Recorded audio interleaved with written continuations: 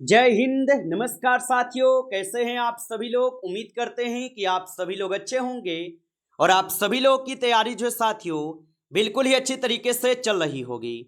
तो साथियों, आज की इस क्लास में हम सभी लोग जो है आरआरबी ग्रुप डी एग्जाम 2026 के लिए जो है टॉप ऐसे इंपोर्टेड और चुनिंदे प्रश्नों को देखेंगे, जो कि साथियों आपके 6 अगस्त से लेकर आपके 21 अगस्त तक के एग्जाम के लिए काफी इंपोर्टेंट है।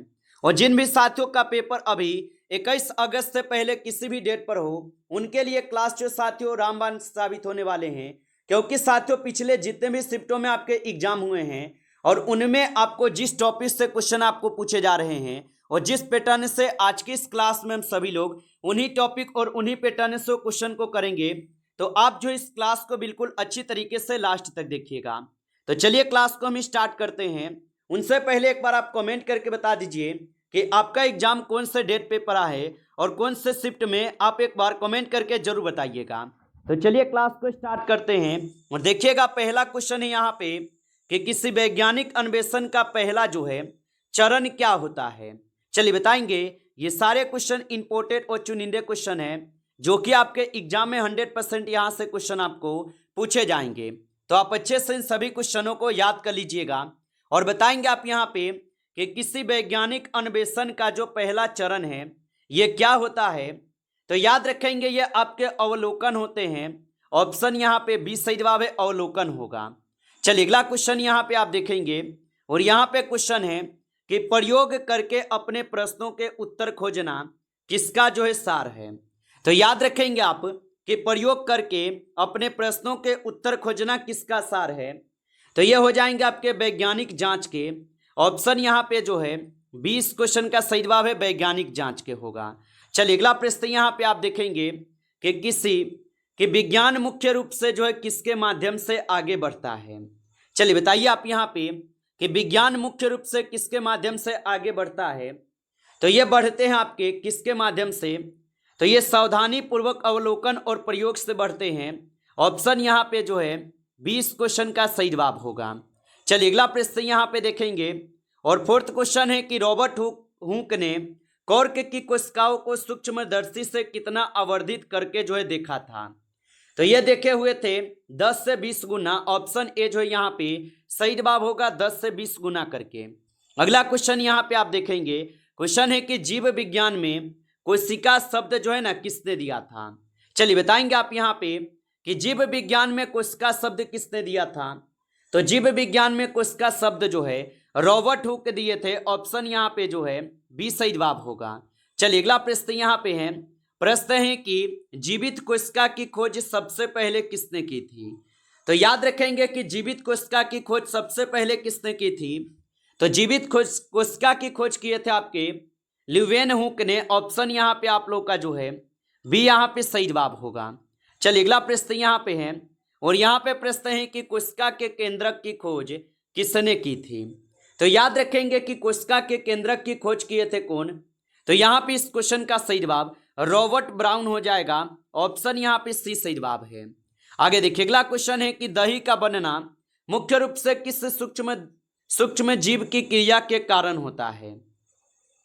तो दही का बनना मुख्य रूप से किस सूक्ष्म जीव की क्रिया के कारण होता है। तो ये होते हैं आपके बैक्टीरिया के कारण। ऑप्शन यहाँ पे जो है बी सही जवाब है, बैक्टीरिया के कारण।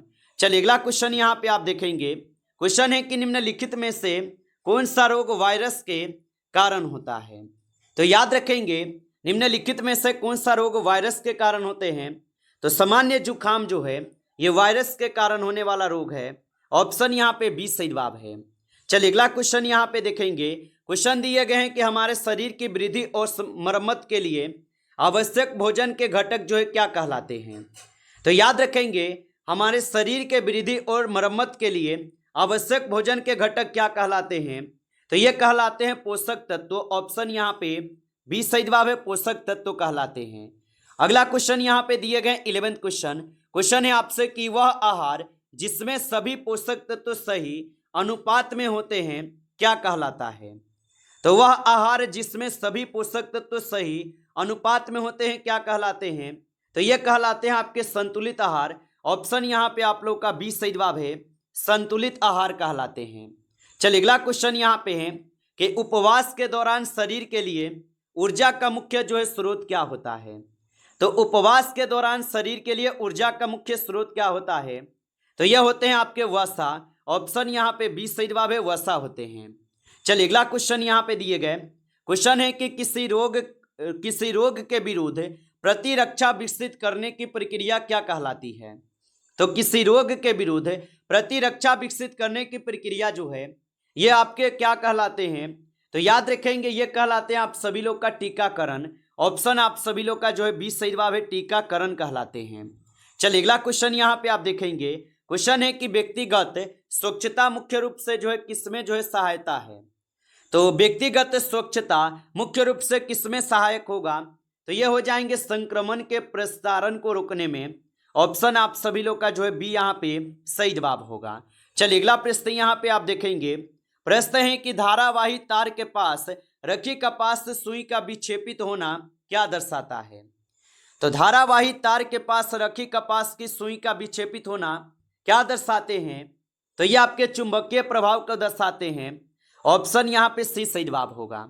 चलिए अगला क्वेश्चन यहाँ पे दिए गए 60 नंबर क्वेश्चन है कि लोहे के कोर के चारों ओर तार लपेटकर बनाया गया अस्थायी चुंबक जो है क्या कहलाता है।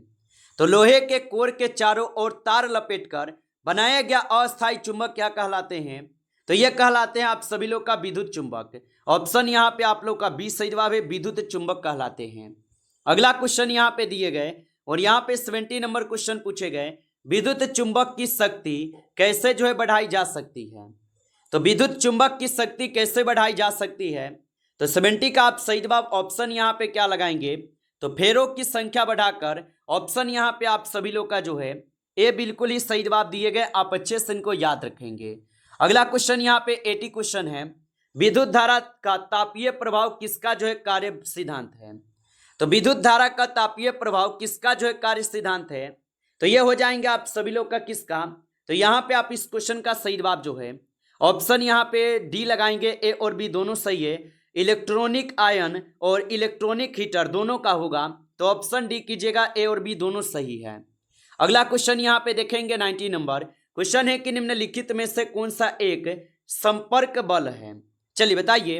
और मेरे भाई आप अभी तक इस क्लास को लाइक नहीं किए हो तो इस क्लास को एक बार लाइक कर लीजिएगा, और नए हैं आप इस चैनल पे तो चैनल को सब्सक्राइब करके ऑल नोटिफिकेशन को ऑल पे दबा के जुड़ जाइए, जिससे कि जब भी कोई नई क्लास हो सबसे पहले क्लास का नोटिफिकेशन जो है आपके पास पहुंच सके। तो चैनल को सब्सक्राइब कर लीजिएगा और बताइएगा आप यहाँ पे निम्नलिखित में से कौन सा एक संपर्क बल है। तो यहाँ पे इस क्वेश्चन का आप सही जवाब ऑप्शन यहाँ पे सी लगाएंगे, घर्षण बल जो एक संपर्क बल है।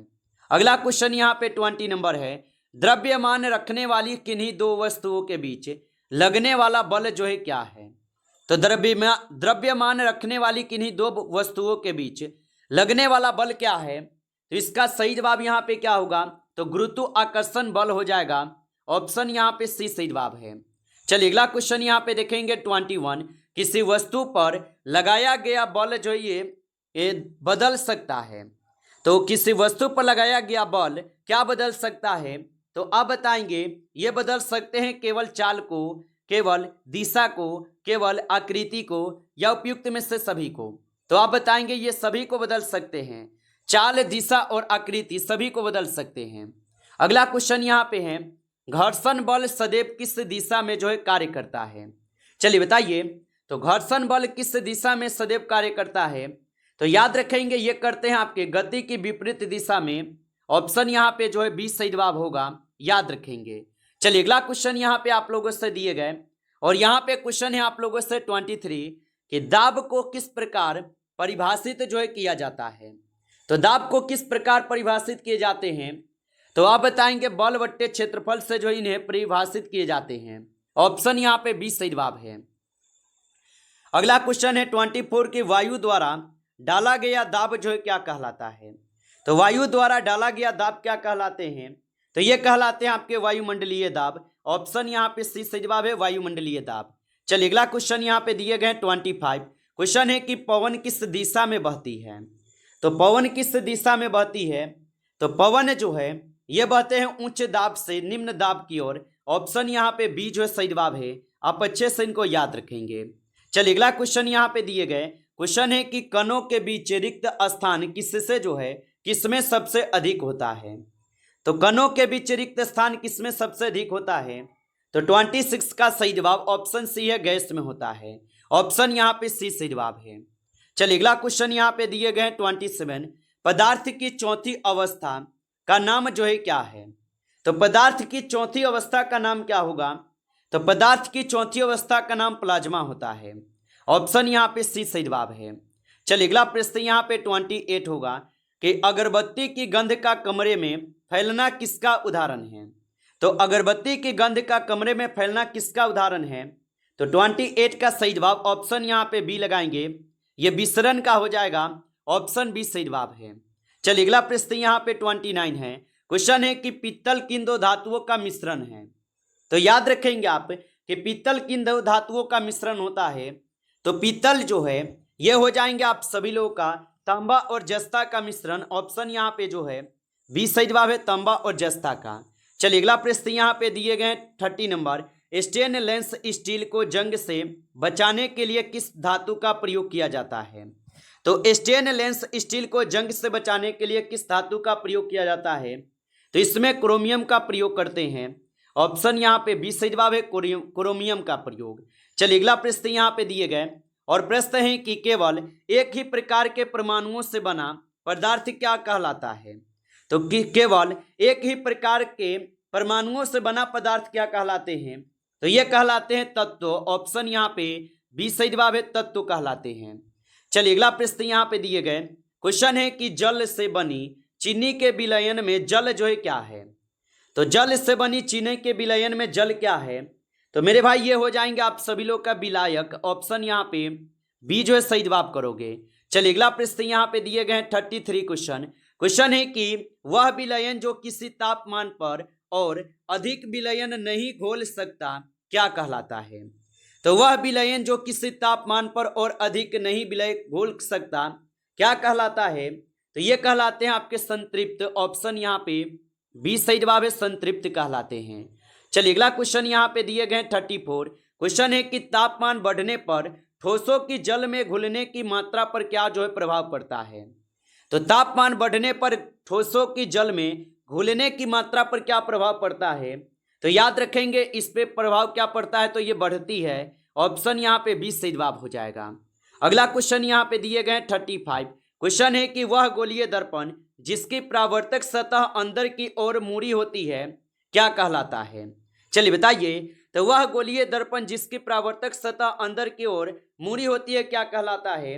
तो ये कहलाते हैं अवतल दर्पण। ऑप्शन यहाँ पे बी सही जवाब है, अवतल दर्पण होगा। अगला क्वेश्चन यहाँ पे दिए गए आपसे 36 नंबर, वाहनों में पीछे का दृश्य देखने के लिए किस दर्पण का उपयोग जो है किया जाता है। तो वाहनों में पीछे का दृश्य देखने के लिए किस दर्पण का प्रयोग करते हैं। तो इसमें करते हैं आपके उत्तल दर्पण का प्रयोग। ऑप्शन यहाँ पे बी सही जवाब होगा।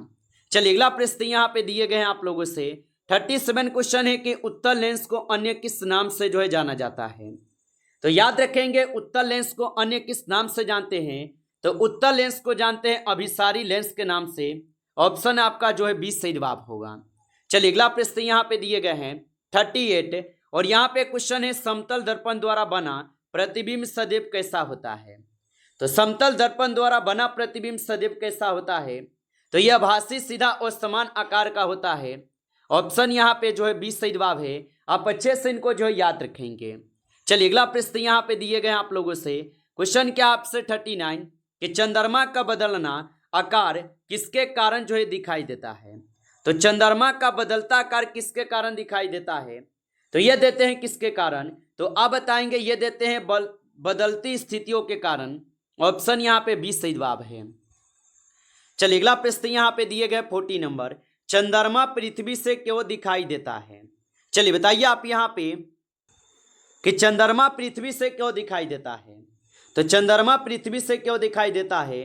तो आप बताएंगे ये दिखाई देते हैं वह क्या क्यों। तो वह सूर्य के प्रकाश को परावर्तित करता है जिसके कारण चंद्रमा पृथ्वी से दिखाई देता है। ऑप्शन यहाँ पे जो है बी सही जवाब होगा, याद रखेंगे। नमस्कार साथियों, इस क्लास में जो है टॉप आपके 40 क्वेश्चन थे जो काफ़ी इंपॉर्टेंट क्वेश्चन थे। साथियों यदि आपको क्लास अच्छा लगा हो तो आप इस क्लास को जो है लाइक कर लेंगे और नए जुड़े हैं आप इस चैनल पे तो चैनल को भी सब्सक्राइब करके ऑल नोटिफिकेशन को ऑल पे दबा के जुड़ जाइए, जिससे कि जब भी कोई नई क्लास हो सबसे पहले क्लास का नोटिफिकेशन जो है आपके पास पहुंच सके। तो आप इस चैनल को सब्सक्राइब कर लीजिएगा। चलिए फिर मिलते हैं आपसे नेक्स्ट टॉपिक के साथ नेक्स्ट क्लास में, तब तक के लिए जय हिंद जय भारत।